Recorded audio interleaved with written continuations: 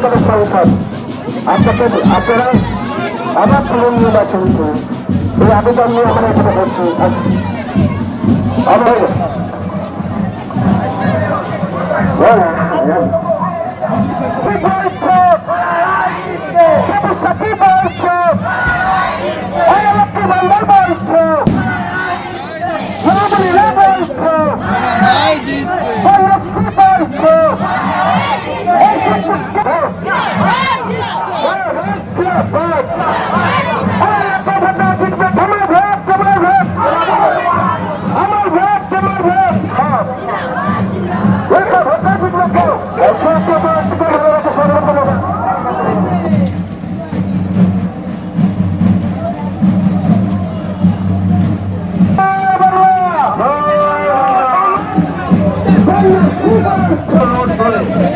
আমাদের এই আজকে প্রত্যেক বাড়ি থেকে প্রত্যেক পাড়া থেকে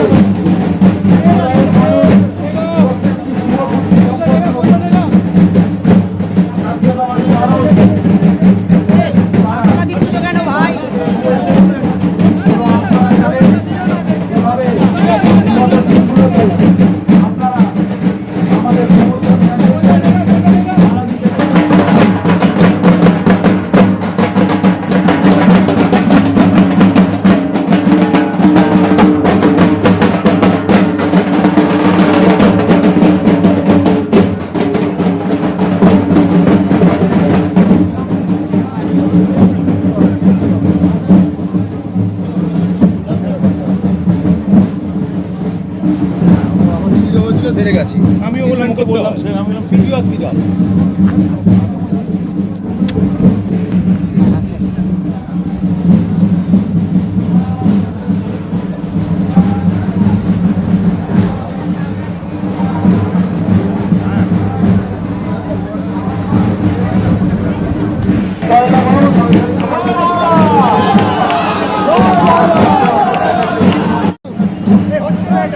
হবে দাদা দাদা আপনার দাদা ভাই দাদা একটু এদিকে দাদা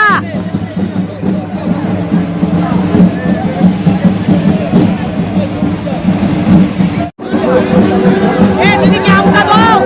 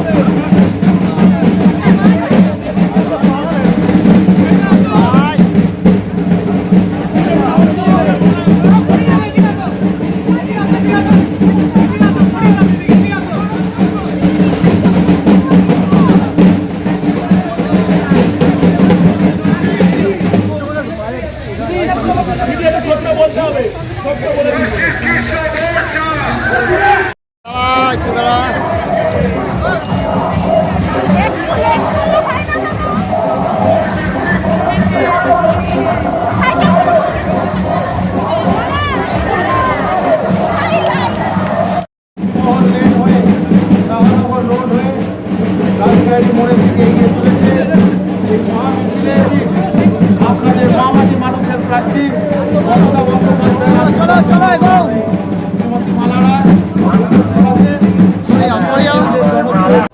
আজকের এই পদযাত্রা এরপরে আর ফলাফল কী হবে এদিকে ভাবা দরকার আছে বলে মনে হয় না। ফলাফল ঠিক হয়ে গেছে। আমাদের প্রার্থী গতবার যত ভোটে জিতেছিলেন তার থেকে অনেক বেশি ভোটে এবার জিতবেন। যারা মিথ্যে কথা বলছেন, যারা মানুষকে ভুল বোঝাচ্ছেন, 4 তারিখে যখন ইভিএম মেশিনগুলো খুলবে তার জবাব পেয়ে যাবে। তৃণমূল জিতবে এর ব্যাপারে কোনো আমার সন্দেহই নেই। আর 88 ওয়ার্ডের মানুষ, আমি দীর্ঘদিনের 29 বছরের আমি এখানকার কাউন্সিলর, আমি এখান থেকে MMIC Kolkata corporation chairman Kolkata corporation হয়েছি। সুতরাং এই এলাকার মানুষ আমাকে ভালোবাসেন, ভোট দেন। পৌরসভায় বিপুল ভোটে জিতেছি, লোকসভাও বিপুল ভোটে এই অঞ্চলের মানুষ ভোট দেবেন। এবং এটাই তো কথা, দেখেছেন তো, শুধু কর্মীরা না, সাধারণ মানুষ নেমে এসেছে বাড়ির থেকে। এই যে জনসংযোগ, এই যে মানুষের কাছে যাওয়া, এটা আমাদের বিশাল প্রাপ্য এবং এই যে মানুষ আশীর্বাদ যে ভালোবাসা জানাচ্ছেন এটার জন্য আমি কৃতজ্ঞ তাদের কাছে। তারা সবসময় আমাদের সম্মান রেখেছেন। আমারও যেন ঈশ্বরের কাছে একটাই প্রার্থনা, তাদের যেন আমি সম্মানটা রাখতে পারি, যে কাজ করব আগামী দিন সেটা যেন ভালোভাবে করতে পারি। কী বলছে আমার জানার দরকার নেই, তারা তাদের মতো প্রচার করুক, মানুষ যদি তাদের ভোট দেবে। আর আমার দক্ষিণ কলকাতার 59টা ওয়ার্ডের মানুষ যদি আমাদের ভালোবাসে তাহলে আমাদের তৃণমূলকেই তারা ভোটটা দেবে, এটাই বিশ্বাস রাখি। মমতা বন্দ্যোপাধ্যায় আসল আমাদের শক্তি, মমতা বন্দ্যোপাধ্যায়কেই তারা ভোটটা দেবেন। তিনি 42টা লোকসভা কেন্দ্রেই তিনি প্রার্থী আমাদের। সুতরাং মমতা বন্দ্যোপাধ্যায় এই দক্ষিণ কলকাতার মানুষ কখনো বঞ্চিত করেননি, এবারেও করবে না।